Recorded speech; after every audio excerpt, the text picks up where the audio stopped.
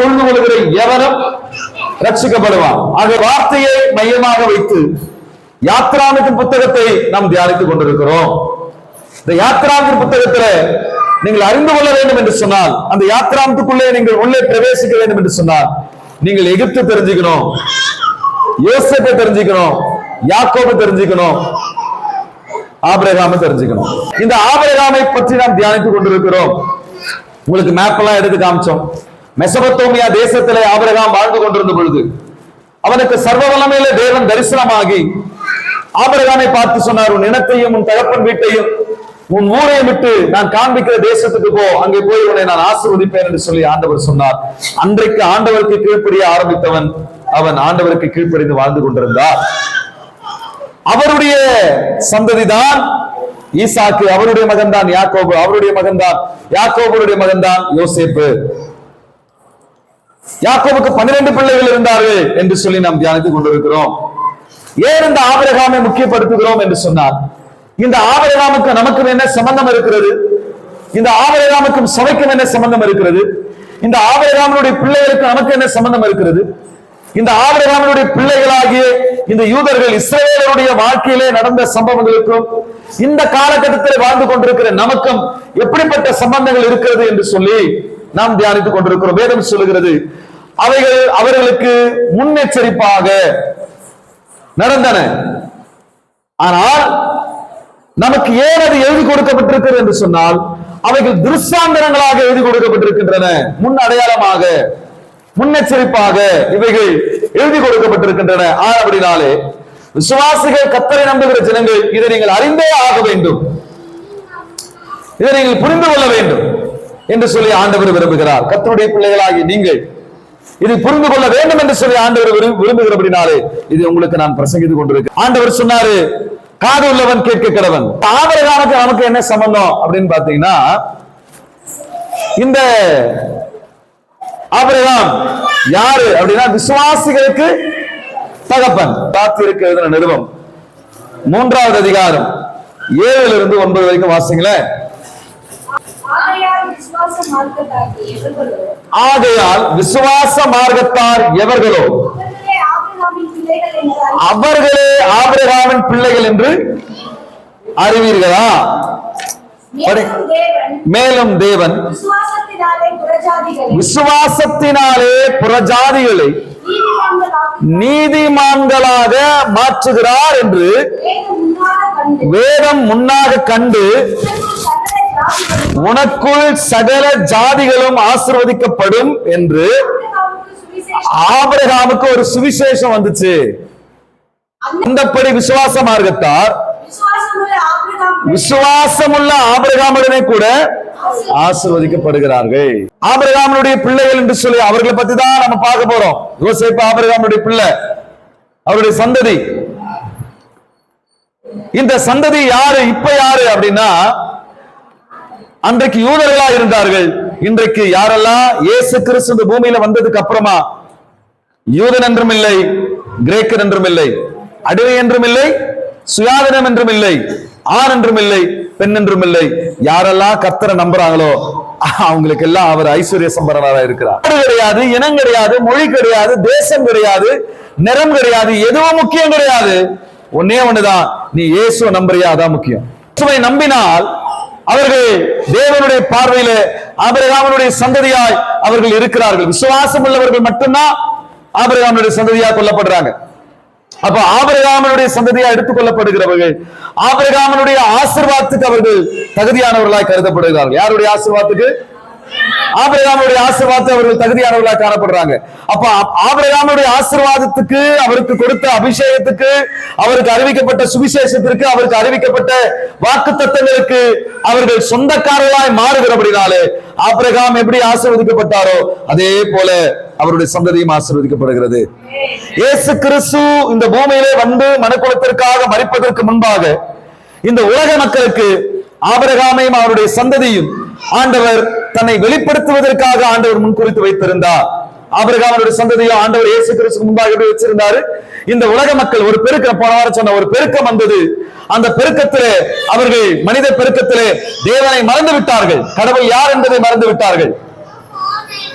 கடவுள் யார் என்று மறந்து போன அந்த மக்களுக்கு கடவுள் தன்னை வெளிப்படுத்தக்கூடிய சூழ்நிலையிலே அந்த கட்டாயத்தில் இருந்தபடினாலே, நான் தான் இந்த உலகத்தினுடைய கடவுள், தன்னை இந்த உலக மக்கள் அறிந்து கொள்ள வேண்டும், அவருக்கு என்ற ஒரு மகத்துவம் இருக்கிறது என்பதை, அவருடைய குணநலங்களை குணாதிசயங்களை இந்த உலக மக்களுக்கு வெளிப்படுத்த வேண்டும் என்பதை ஆண்டவர் விரும்பி ஒரு மனிதனை தேர்ந்தெடுத்து அந்த மனிதனை பெரிய இனமாக மாற்றி அந்த மனிதனை சார்ந்த இனத்திற்கு தன்னை வெளிப்படுத்தினார்.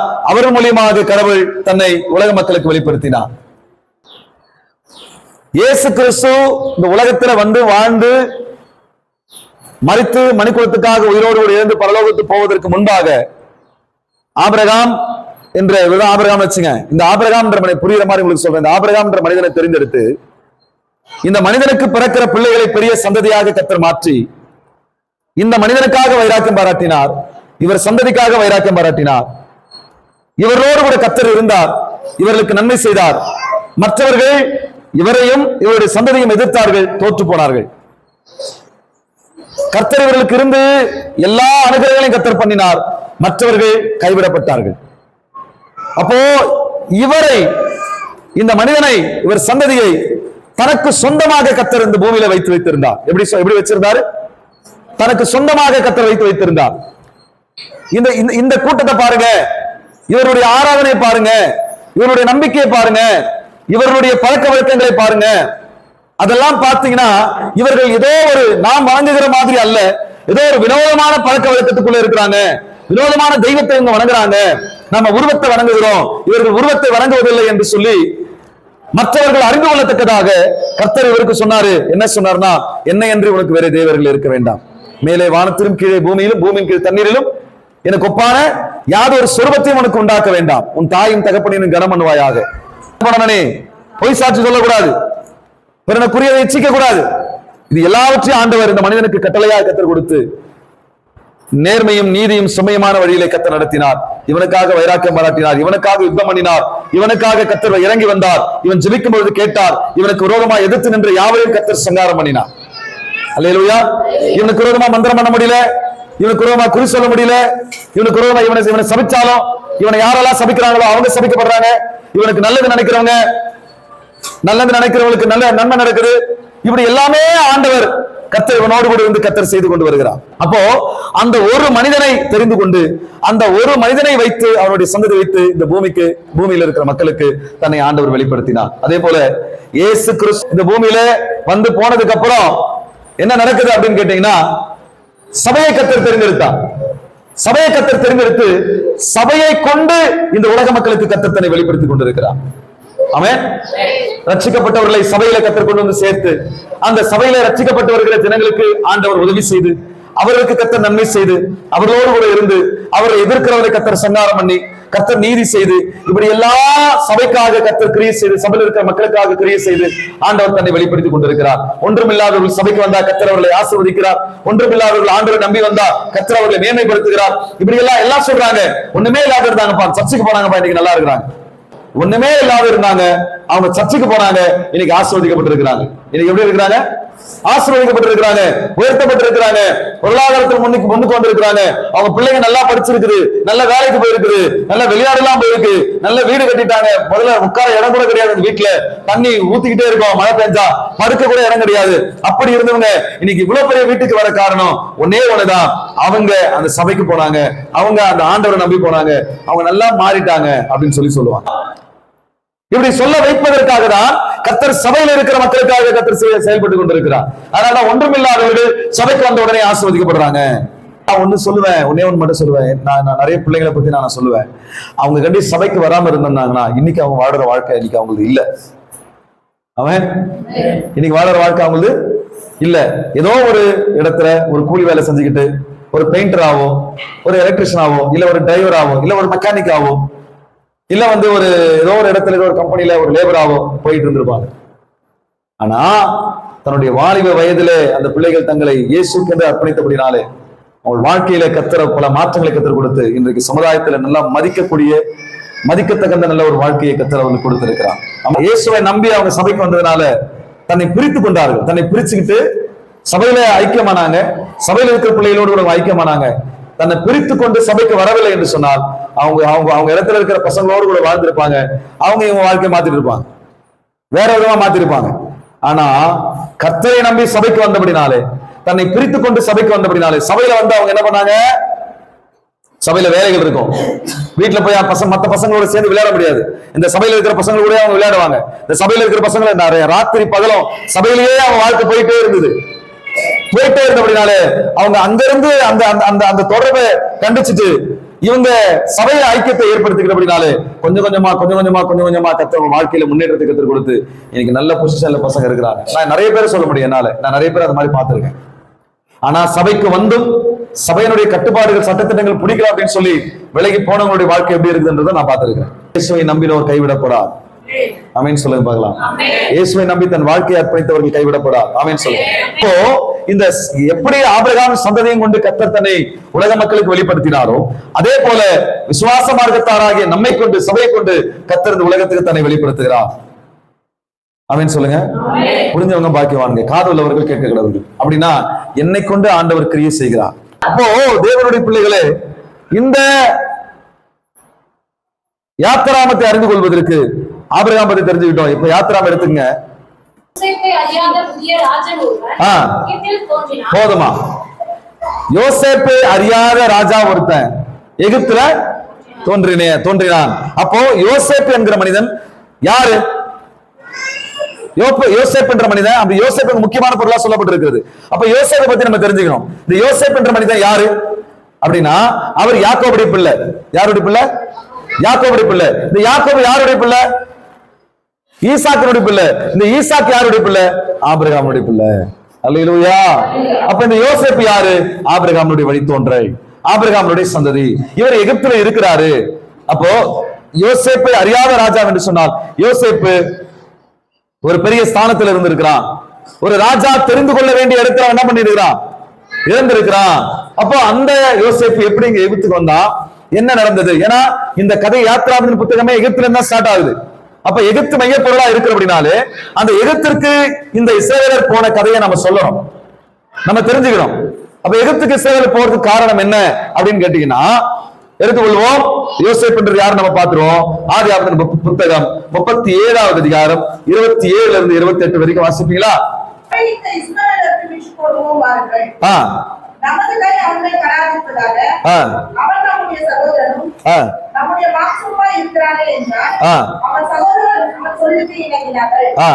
அந்த பக்தர்களான மீதியானிய கடந்து போத போது அவர்கள் யோசேப்பை அந்த குழியிலிருந்து தூக்கி எடுத்து அவனை இஸ்மவேலர் கையில் 20 வெள்ளிக்காசுக்கு விற்று போட்டார்கள்.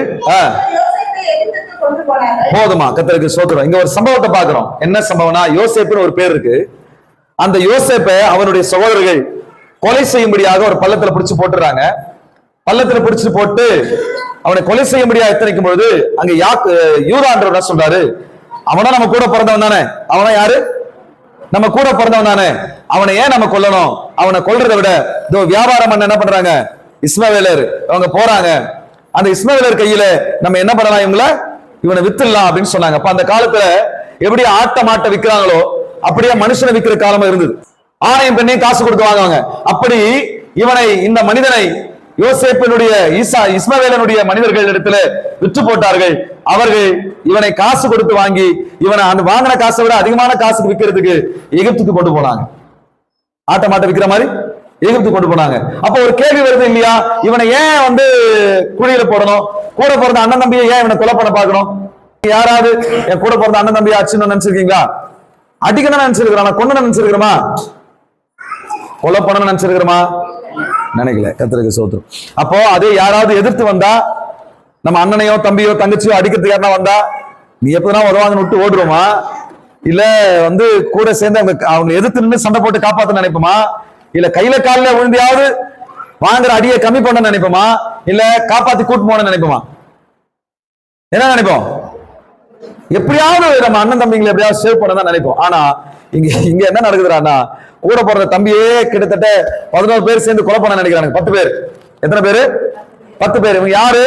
இவங்க தான் வந்து ரூபன், சிமியோன், லேவி, அப்புறம் தான், காத்து, இசக்கேல், இசக்கார், அப்புறம் ஆசேர், செபுலோன், நப்தலி, எப்பிராயிம். இவங்க எல்லாம் சேர்ந்து என்ன பண்றாங்கன்னா யோசேப்பை கொலை பண்ண திட்டம் பண்றாங்க. ஏன்டா இவன் நல்லா அப்படியாப்பட்ட மோசமான ஆளான்னு பார்த்தா இல்ல நல்லவன். இல்ல யாரு நல்லவன். நீங்க நல்லவனா இருந்து பாருங்க, அப்ப தெரியும் உங்க கதை. அவன் என்ன பண்ணா நல்லவனா இருந்த ஒரு குத்தமாடான்னா ஆமா அங்க குத்தமா தான் இருந்தது. என்ன பண்றாங்க அப்படின்னு பாத்தீங்கன்னா அதே 37வது அதிகாரம் 4:2 வாசிங்க. 5ல இருந்து. யோசேப்பு ஒரு கனவு கண்டான். அந்த கனவை கண்டு தான் கூட இருக்கிற மற்ற 10 பேரை அறிவிக்கிறான். அந்த கனவை கேட்டுட்டு ஏய் நீ இப்படி எல்லாம் கனவு காண்றியா அப்படின்னு சொல்லிட்டு அவனை பகைத்தார்கள்.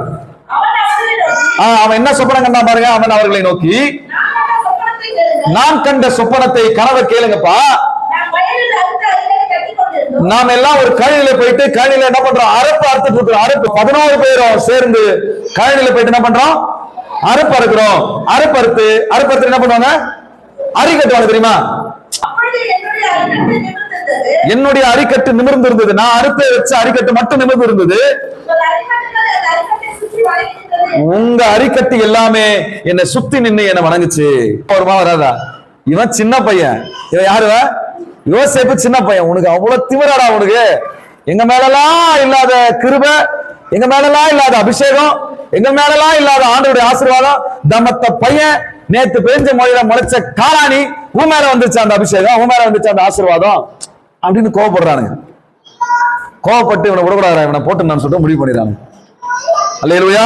இதுக்கு அர்த்தம் என்னன்னா நீங்க எல்லாம் என்னுடைய நான் அறுத்த அரிக்கட்டு மட்டும் நின்னுச்சு, உங்க அரிக்கட்டு எல்லாம் நிமிர்ந்து நின்று என்ன வணங்குச்சு அப்படின்னு. அதுக்கு அர்த்தம் என்னன்னா நான் உங்களை எல்லாரும் பார்க்கல, நானு உயர்ந்து நிற்பேன், நீங்க எல்லாம் எனக்கு கீழே நிற்பீங்க, என்னை வணங்கி நிற்பீங்க, எனக்கு வணங்கினாதான் உனக்கு சோறு அப்படின்னு சொல்றாங்க.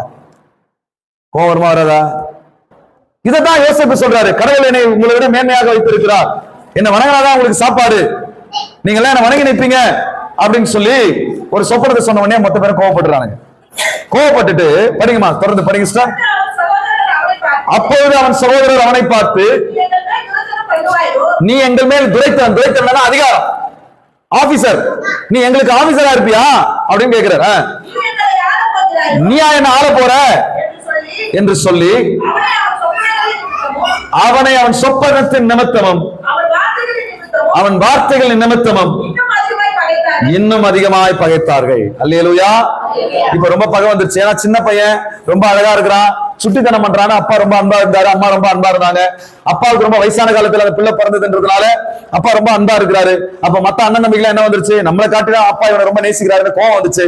அதுக்கப்புறம் பாத்தீங்கன்னா இந்த மாதிரி சொப்பனத்தை சொன்ன உடனே ரொம்ப பகை ஆயிடுச்சு. இவனை விடக்கூடாதா, இவனை போட்டணும்னு சொல்லிட்டு முடிவு பண்ணிட்டாங்க. முடிவு பண்ணிட்டுதான் 37ஆம் அதிகாரம் 25ல இருந்து 27ல இருந்து நம்ம வாசிக்கும் பொழுது அவனை குழியில போட்டு கொல்ல பார்த்தார்கள்.